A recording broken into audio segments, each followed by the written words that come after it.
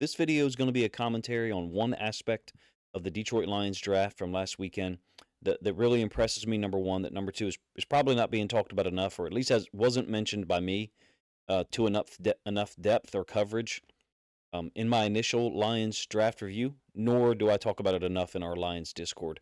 I get it. Most of the talk discussion is focused on defensive end, edge defender, or lack thereof until Hassanin was picked in the 6th round, or the trade up to get Isaac Tesla in the 3rd round, or the 3 total trade ups. I get it. That's just not my focus in this video for a couple of reasons. Had a little bit of a drive on my hand Wednesday, and was able to think about the fact that the Detroit Lions offensive line, obviously one of the best in the NFL already, was just bolstered in this draft. It's truly a rich get richer situation, if you ask me. Hank Fraley's group was improved dramatically from a ceiling and a floor standpoint. And I really I gained more film of LSU's offensive line. First of all, it's truly ridiculous the talent that LSU had go in this draft from an O-line standpoint, right? Will Campbell was the 4th pick as a left tackle. Emory Jones went to the Ravens in round 3 as a right tackle, well, more specifically perhaps a tackle guard hybrid. The Lions took 3 players from Georgia, one of which was Tate Ratledge in the 2nd round, and then Miles Frazier in the 5th, another trade up, in fact. In addition to that, from an LSU standpoint, the Ravens took a 2nd LSU offensive lineman in round 7, Garrett Dellinger, a guard who's originally from Maryland, if I did my research correctly. It's the 3rd time, I believe, that an offensive line or college program has put 4 offensive linemen in the same draft. From a draft standpoint, not UDFAs. I think the last team to pull it off was Michigan in 2020. The only other one that I could find or determine, at least recently, was Oklahoma in 2019. So something that's been done 3 times was repeated or recreated. And in this case, Detroit and the Lions, pretty much teamed up to make it happen. Unique situation for me personally. I can watch LSU O-line film, and I can literally scout 3 rookies at the same time, right? Frazier, the right guard, Emory Jones, and then Dellinger. 2 of those taken by the Ravens and 1 by Detroit. We're going to focus this on the Lions offensive line, Hank Fraley's group. To actually improve that group after you lose Zeitler probably sounds controversial, right? But it makes sense for that to be the attempt when you have talent like David Montgomery, Jahmyr Gibbs, and then obviously at quarterback Jared Goff. It's insane to me that they came out of this and increased the depth, potential, probably ceiling and floor of that group that already boasts Penei Sewell, Frank Ragnow, Taylor Decker. I think the depth in tackle was already in line, right? They had drafted Christian Mahogany in the 2024 NFL draft, late, in fact, in the 6th round. And then this year, you can lose Kevin Zeitler, even though returning Graham Glasgow at left guard. This is a high-level group across the board, right? From a run-blocking standpoint, pass pro, everything's integrated. They operate as a unit. Clearly, we all know it's a core strength for the Detroit Lions. I've mentioned it before, however, in my initial draft review on Sunday. I think it's obvious, but I need to mention it again. If I didn't, I would be remiss here. The D-end outside linebacker talent that was passed on by Brad Holmes between pick 27 and pick 57 when they trade up to get Ratledge. And I don't bring this up to say he should have taken one of them. What I mean is the commitment to offensive line can be solidified or easily understood if we look at what they passed on at defensive end outside linebacker. Again, I'd be remiss if I didn't mention it anyway, but I'm doing it to actually applaud the organization, the front office, for doubling it, or I guess maybe even tripling down on offensive line depth and quality. Look, they take Tyleik Williams at 27, late in the 1st round. He's a defensive tackle player I think he'll help now and in the future. At that time, Jihad Campbell is on the board, but no matter what Eagles fans or anyone says to you, he is not an edge defender, outside linebacker, pass rusher. That's not in his skill set, at least what's on film at Alabama. Will he be used into the boundary as an inside linebacker, an occasional blitzer, shifting or moving to a 5-1 look? Sure, he will, but he's primarily an inside linebacker, not an edge defender. Anyway, between the time Brad Holmes takes Tyleik Williams at 27 on Thursday night and then on Friday, the trade up for Ratledge. Between those two selections, 4 edge defenders went off the board.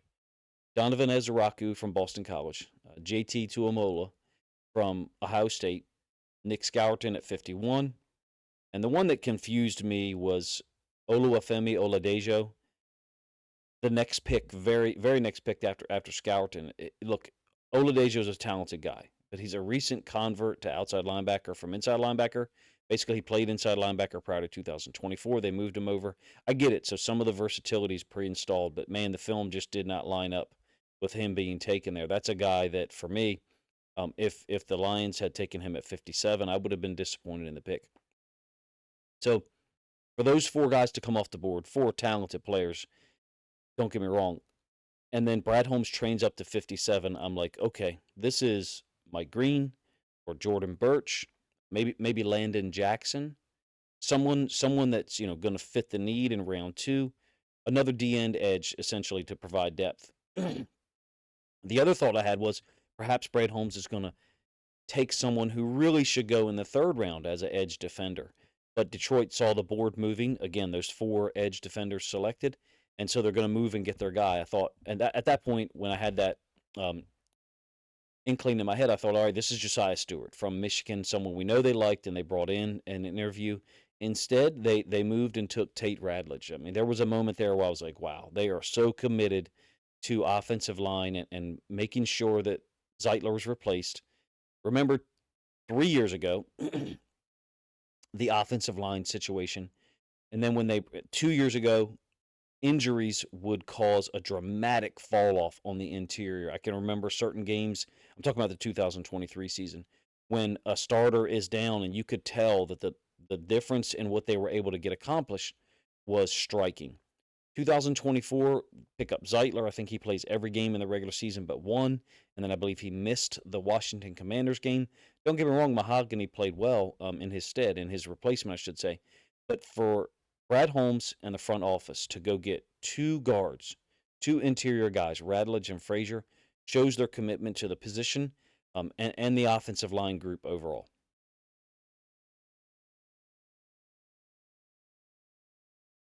So let's talk about Ratledge for a moment. I don't show the film, but so forgive me for that. I'll talk about Frazier a little bit later. When you get 2 high-level SEC guards, and you've reinforced your top 3 O-line, top 5 O-line, however you want to describe it, I'm comfortable with it. I'm not sure how you could say that Detroit's offensive line is the 6th best in the NFL. I think you've got to be impressed. Even if you're one of those people that has reservations about the defensive end edge position right now, May 1st. I am one of those. I do have concerns about that, but I'm willing to separate those thoughts in lieu of the fact that, number one, the offensive line has been improved somehow from a depth and overall talent standpoint. And also in recognition of the fact that, there's probably something else in play for D-end edge defender. But getting back to Ratledge, he only started 10 games in 2024. He missed 4 early in the season. He got injured against Kentucky, missed 4 games and then came back. Look, he's an All-American by 2 different organizations, guys. He's an All-SEC performer, in fact, first-team All-SEC by the coaches and the media. So the Associated Press and the coaches both voted him first-team All-ACC, and that's a huge conference, right? He's a Georgia guy from the standpoint of where he went to high school, very athletic. His initial RAS score was a 10.00, so perfect. I believe it ended up being a 9.96, but that fits either way in line with many of Brad Holmes' picks, right, that the RAS is a factor. How about the film? Number one, he's very good on combo blocks. He's versatile from the standpoint of the types of blocks that I've seen him execute on film.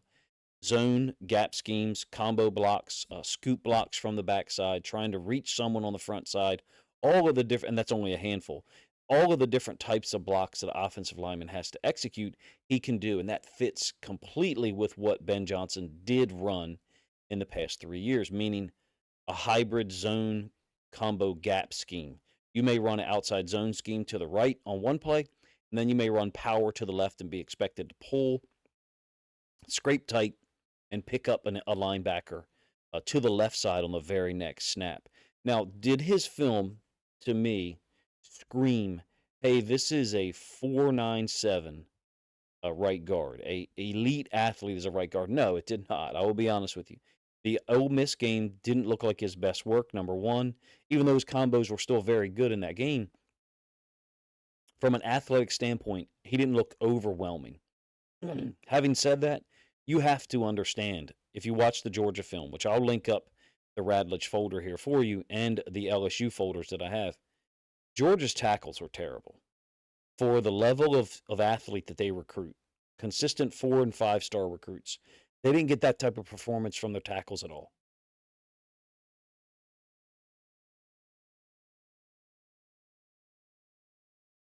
At least not in 2024.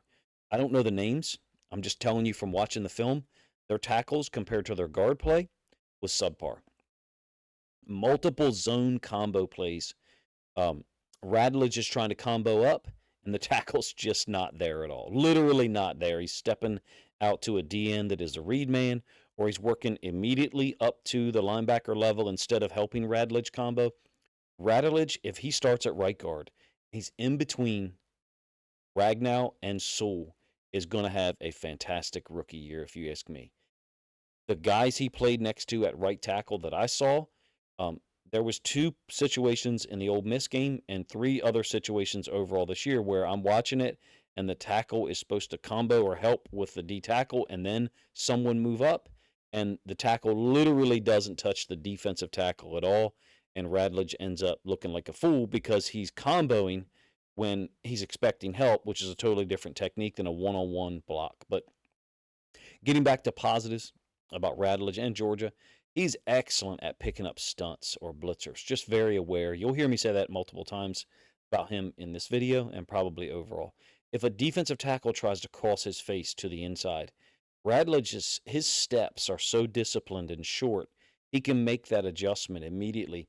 He almost seems like a quarterback of the offensive line. Now, the Lions don't need that, right? They've already got, well, really, they've already got 2 in Ragnow and Sewell. Maybe more if you want to include Decker as well. The caliber of player that was there at right guard in this draft, or at guard in this draft, I really liked Donovan Jackson, Tyler Booker as well. For Detroit to get Tate Ratledge, significant boost overall, I think, to the depth, the quality of what's there at interior offensive linemen, both short term and long term. And I have to say that compared to other teams, the Ravens, Detroit is absolutely committed to using significant draft capital on offensive line, and I mean early. So this is a second-round offensive lineman selection. Again, if it were me and someone asked me before the draft, hey, where do you think Tate Ratledge is selected? I would say somewhere between, if I had to whittle it down to a 10-pick range, which is what people normally want to hear, I'd say 65 to 75, somewhere in that regard. But from a global standpoint, 60 to 80 sounds about right to me. He is excellent in pass pro, right? Extremely aware. Definitely someone that's more balanced from a run-pass comparison than Frazier, right? Frazier's relative strength for himself is pass blocking. But getting back to the comparison between commitment, the Ravens have taken, I think, 5 offensive linemen in the first 3 rounds since 2019. Maybe it's 6. But for us as Ravens fans, it's always in the 3rd round where we get an offensive lineman taken.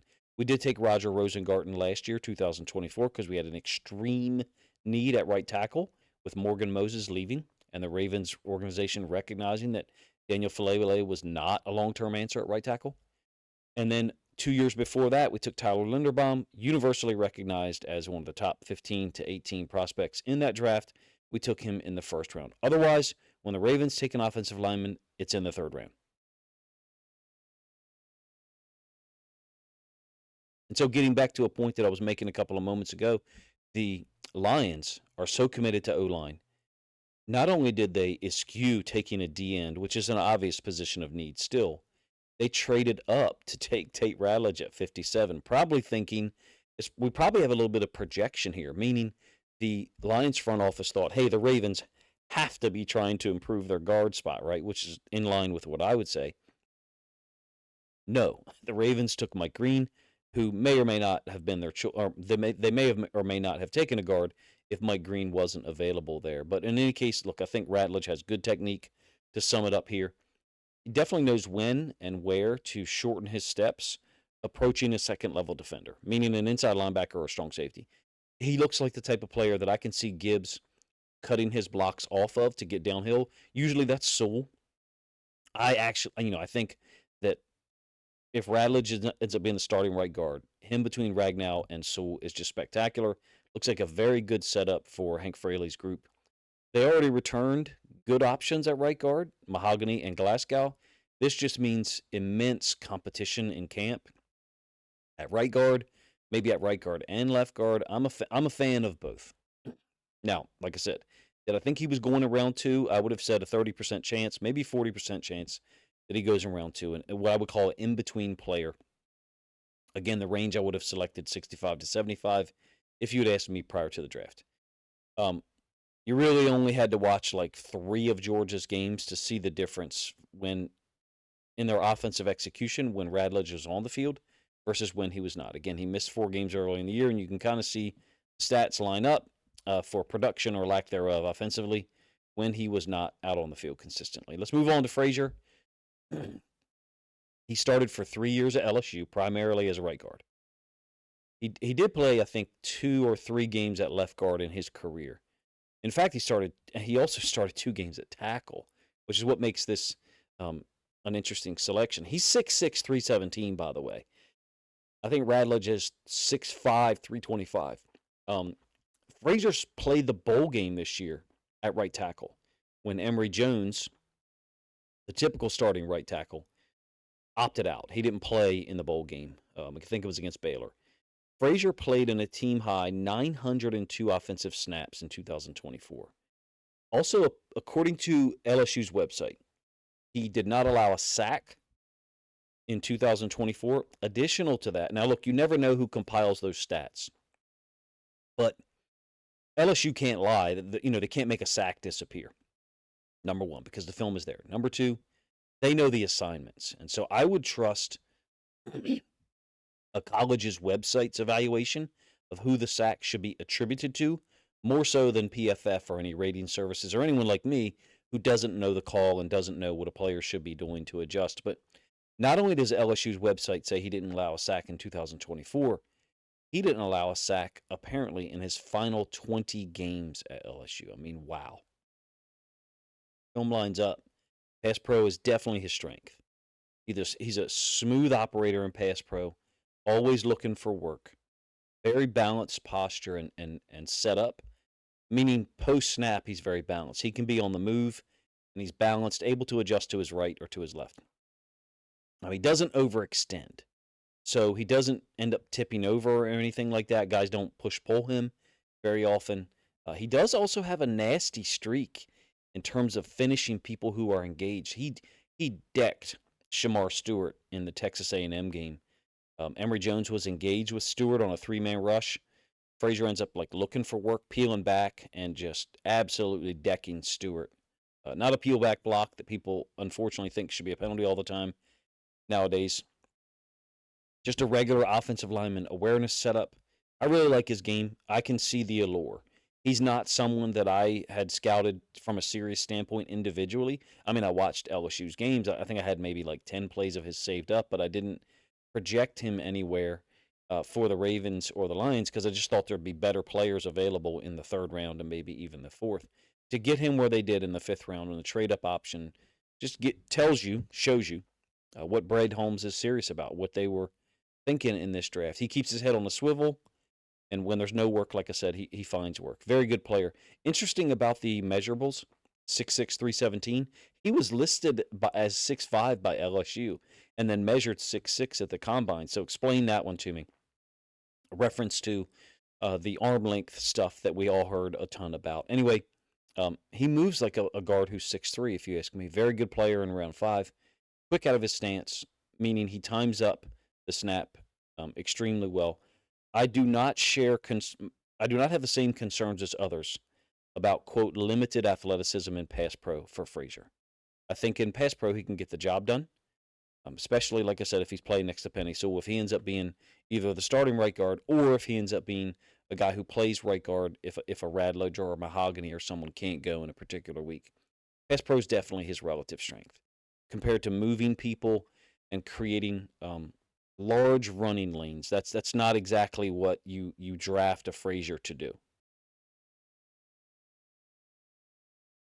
It doesn't mean that he's not good at it. It just means that comparing the two skills, pass pro is definitely a relative strength. I would say Ratledge is a little bit more balanced, a little bit. Ratledge definitely looks shorter, although he's listed at 6'5".